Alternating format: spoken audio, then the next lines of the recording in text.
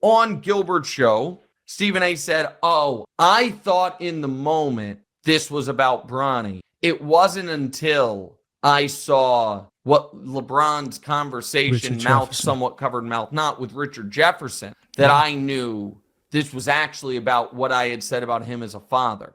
Man, I knew it the next day. I was on here the next day, and I told everyone that's what it was about. It was obvious that's what it was about. Everyone who's in these circles knows that's what it was about. When LeBron's people called you and you made fun of them months ago, it was about that. It was about the, "I'm begging you as a father." Nick Wright goes off on Stephen A. Smith again for beefing with LeBron James. Check out what he had to say, and then I'll come back with my comments. Stephen A. Smith has been going around talking about his confrontation with LeBron James. Talked about it on his show. Went and talked about it with Gilbert Arenas, and he said, "I thought it was weak. I thought it was some BS." It was. About LeBron coming up to him. And then also he went on Sean Hannity's show last night. Yes. And this got brought up, and despite all the awful things Hannity has said about LeBron over the years. So here we go. I have a lot of takes on this, and I was going to leave this be. But the Gilbert Arenas show appearance was, to me, it has to be responded to. Wait, before Nick Wright continues, I got to put out a disclaimer. This video is brought to you by Clutch Sports and LeBron James. Go ahead and continue, Nick Wright. Just had to throw that in. And there's so many different tentacles to this. So I will first I want to make this point. All right, let's go, man. Make the point, bro. We in the media have to be willing to occasionally take an L. Everyone does, but particularly us. We in the media have to be willing to at times be like, "That was a miss. I was wrong. I didn't handle that perfectly." That is true, but a part of being in the media is knowing when to, let players know that they've taken an L. Someone that you support a lot, that you're a huge fan of, LeBron James. Do you ever let him know when he takes his L's? I haven't watched all your programming before, all your appearances, so maybe you did, but just in recent memory, you haven't really given LeBron a lot of L's throughout the year, so it looks like he's always right in your mind, but it's okay to give an L to LeBron every once in a while, but it is what it is. And we in the media also have to recognize and acknowledge that no matter how big or prominent or wealthy or successful any of us ever get, we will never be, from a fame or credibility to the audience standpoint, on par with the biggest athletes that we cover. It'll never. Howard Cosell was not equal to Muhammad Ali. He was telling Ali's story. The audience was there for Ali.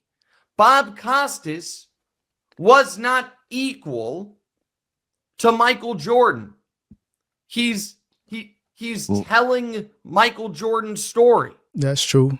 Sometimes these media personalities, they think they're bigger than they are, but this is where we're at in media. You got to make these hot takes. You got to, make these amazing video clips that go viral and get you those $100+ million deals with these major corporations. So yeah, Stephen A. Smith, as far as the level LeBron is, fame, celebrity, fortune, he's nowhere close, but still, you got to make these hot takes. You do it too, Nick, right? I do it as well. The titles on YouTube videos, it's a part of the game. So yeah, these media people, they'll never be as big as the athletes, but the game is changing and there's a lot of money out there. Go ahead, Demonte. With that point, don't you think, because Stephen A. Smith's saying it's weak, LeBron James obviously has all the leverage on the court. Do you not think that it's a little, I don't know, I don't want to say it's weak, but because he obviously does have leverage. Like nobody's going to be on Stephen A. Yeah, Smith's side. but you also that's Exactly. the thing. No so one's on that's the the side. thing. You have to know in the media that at some point the actual stars are the people we're talking about. Sometimes we can be good enough or successful enough or prominent enough or whatever where we become kind of supporting actors, but it's their movie. Yep, you're definitely a supporting actor of LeBron, and I think it's no question. And that ain't nothing wrong to, rep your favorite player, rep your favorite person in the world. I've done it at times, but people can get lost up in being the co-star, being that supporting star. So if you're Nick Wright and LeBron takes a L and you give him that L, will you still have that same rapport with Rich Paul and Clutch Sports? Will you still be on the good graces of LeBron? So yeah, you can be a co-star, you can be a supporting star, but you got to be critical at times. You got to dish out the criticism when it's warranted. People are here. They care so much about them that we become important people because we talk about them. And so there will never be a White House correspondent that is more important to the political discourse than the president. There will never be a Stephen A. is, and he has earned it. Earned it. He is the most prominent sports media member, which does make him bigger than some athletes. But he will never be bigger than the biggest athletes. And I think that's obvious. And even Stephen A. Smith, he's real careful the way he talks about LeBron. He puts out these little funny disclaimers, great parent, great husband, great basketball player. Like, he'll play off it, but at the same time, he knows he can't be overly critical of LeBron, and he can't really say anything critical about Bronny James. You can't say anything about his game. All you can say is, I wish him the best. He has a lot of work to do. After that, you pretty much got to be mute. You got to be silent on Bronny James. And, you can talk a little bit about LeBron because, he's been doing this for a while, 22 plus years. So, he's used to it. But I guess when you start saying, as a parent, I guess that's where LeBron James decides, you know what? I can finally crash out on Stephen A. Smith after years of him, throwing little shots at me. Now you got to include my son in the mix. Let me go ahead and crash out. I'm not going to pull you aside. I'm not going to talk to you. I don't know if they did or not, but let's just say they didn't have that conversation and it led to what happened in LA. So again, strategic move by LeBron, creating that narrative. And now Stephen A. Smith is looking like the bad guy. Like, here's a good kind of, back of the napkin math. You remember, DeMonze, when I went after Patrick Beverly? Yeah.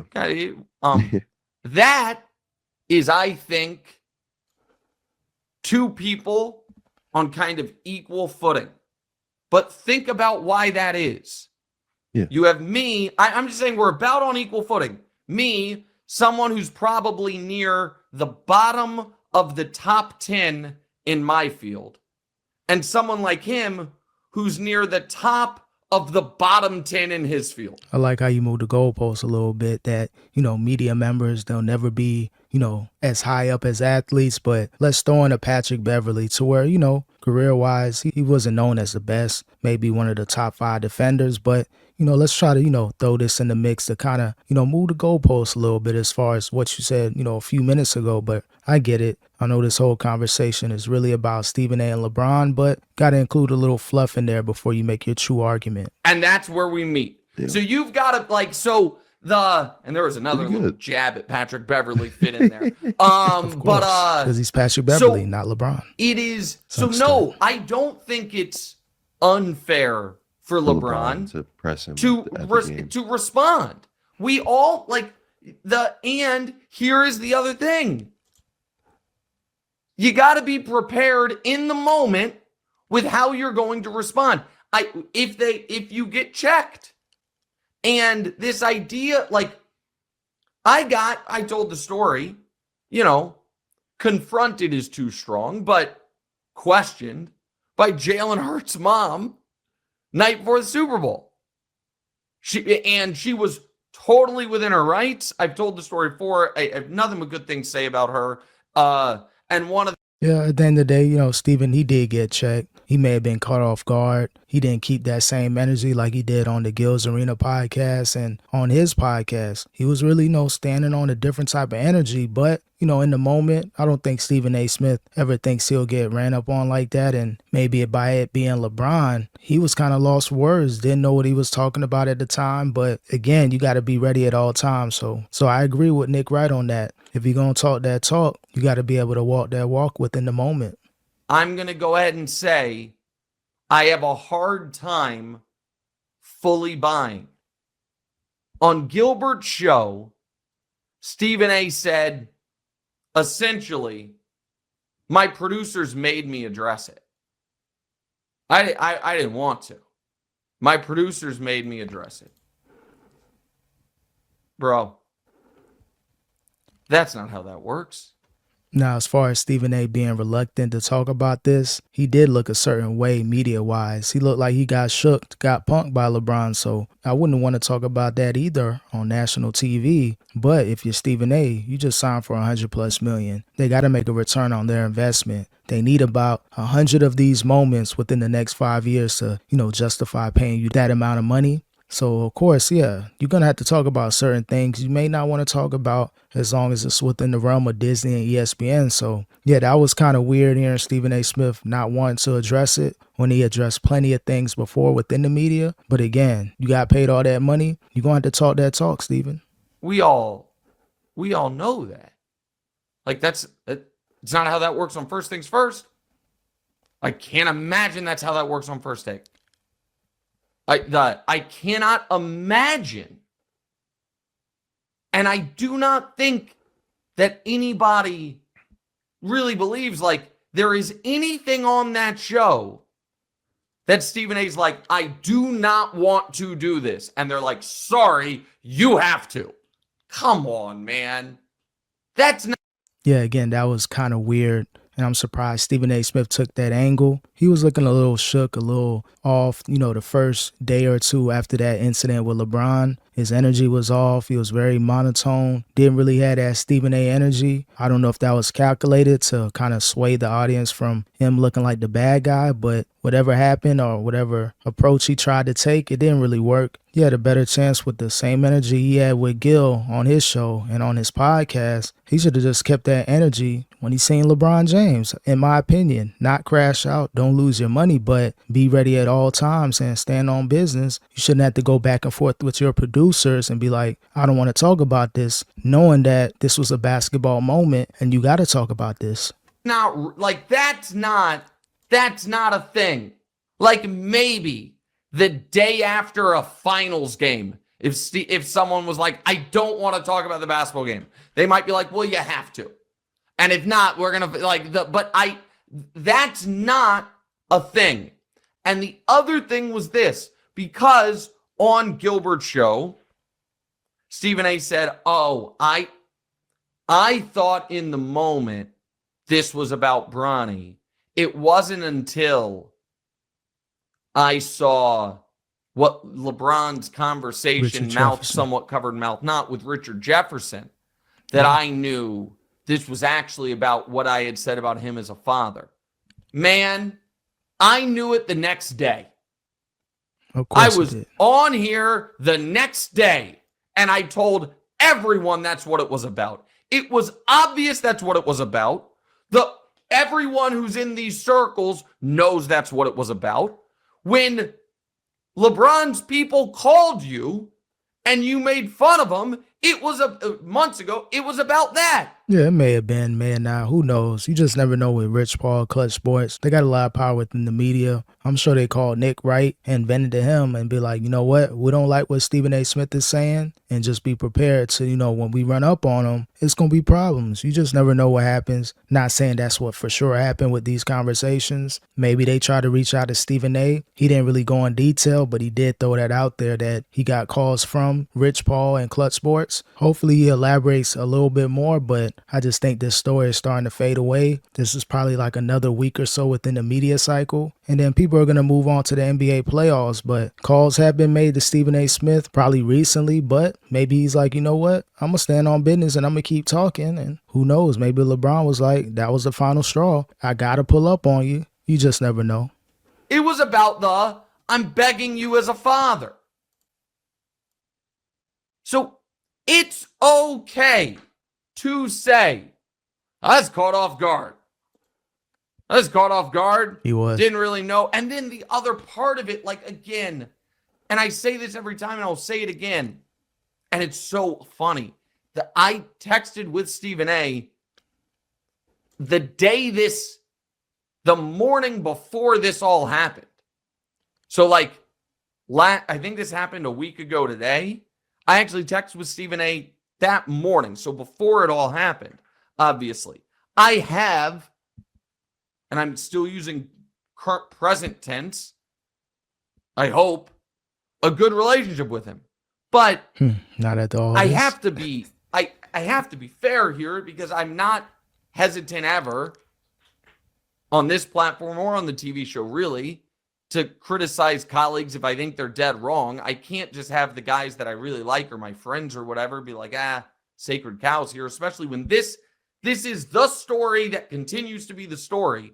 I get what you're saying, staying within that, the media circle, standing up for your friends. But if it got anything to do with LeBron, we already know your team, LeBron. It could be against family, friends, whoever. Anybody says anything about LeBron, Bronny, you will crash out, and, you got every right to do so. That's your favorite basketball player of all time. The implication with Gilbert and company that, listen, maybe I'd have handled that differently, but I work for Walt Disney.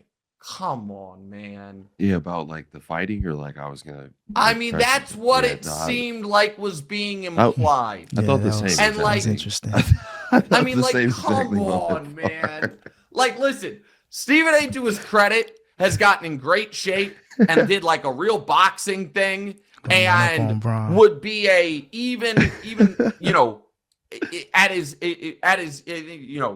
in great shape for his age, and is, despite being a decade plus older than me, I'll say it, would be a significant favorite over most other media members, you know what I mean, in hand-to-hand combat, if that's what we're talking about. But the idea that, it's like, well, hands are a little tied because I work for the mouse. Otherwise, like, come on, man. Well, LeBron doesn't want to make an enemy out of Stephen A. Smith. You remember he said that about KD a couple years ago when he joined the Warriors, and then they had their back and forth. But I don't think Stephen A. Smith was talking about LeBron. Maybe it was more of a disrespectful verbal type of thing that he would have had with Bron. But at the end of the day, LeBron James, he did check Stephen. Stephen didn't keep that same energy. But just the overall situation, LeBron, he took it too far. Didn't have to pull up on Stephen A. like that. Could have, pulled him behind the scenes and just talked to him, or, go on your podcast, go on your content platform and go off. But to do it in person like that, I just think it was more calculated. It was more than Bronny James. It was just everybody in the media keep talking about me, especially you.